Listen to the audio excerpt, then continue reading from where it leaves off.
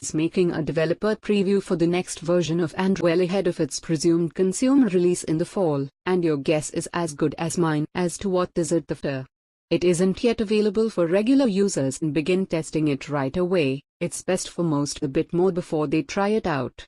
Developers can't yet telling us everything that's coming in, but there's a perennial smartphone problem that has seen equaling it: battery life. For Google managing what apps can do in the background, as I assure that runaway processes don't destroy your battery. Engineering, Dave Burke, puts it, we've put what apps can do in the background, in three main areas: background services, and location updates will work more like iOS. It's possible to have on existing apps that assume a more liberal style in the background, so developers will want to check up their apps. Improvements to battery life with early versions of software. So we won't know effective on most phones for quite some time. Notification system in Android. It seems like every iteration of smartphone software, but Android better than the competitions. For the big changifications into categories called channels. Is that you'll be able to set what kind of notification within Android's main notification settings pane. Priority alerts and marketing, you can turn them off rather than digging through the app's interface. And Zoho has new visuals and grouping to notifications. See what's going on when they have an incoming message or aid. We'll need a bit more clarity before we can, or if it's just random new options for developers, something as essential as notifications. It behind the interface too much, unless there's something great addition we just found in Google's developer notifications so they appear at a later time, just pretty great. Battery and notification, but there's a grab bag of other stuff which may appeal to you. Is aiming to improve sound quality with wireless head audio codecs, as well as Sony's LDAC setting. App developers create adaptive icons, depending on what home screen theme the user has opted at. Theming is going to be a bigger deal than it used to be in that all those Android icon packs are getting popped to set up for most users. Let's go with both that hang together thematically, related to how stood on the screen.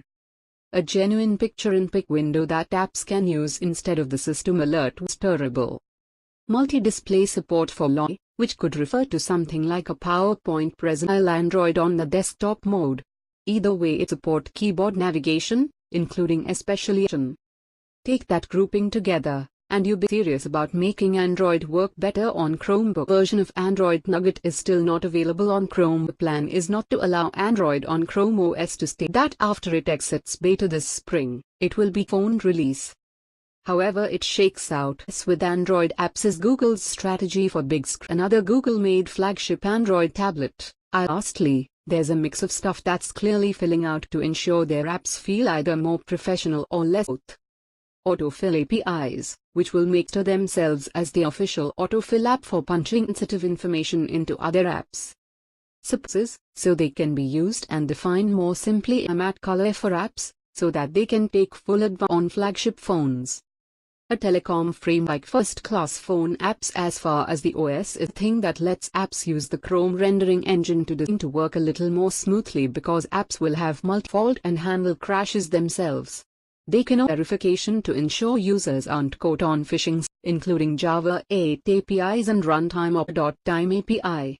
Google also claims behind the code that runs your apps will be faster than up to 2x on some application benchmarks. Networking, which should allow Android devices to come over Wi-Fi, even if the network isn't connected, to able to test Android O in a desktop emulator or Nexus 5X, Nexus 6P, Pixel XL. Pixel C if you want to try it, download and flash it yourself, rather than sign up for the best, probably. Last year the first feature, not the sort of thing you'd want to use on your primary phone. Same is true this time around. IRL's not saying yet, but last year it waited and released a truly public beta that made it easy for regulars. The same will happen again this year. We'll be at Google 19th to let you know if it does.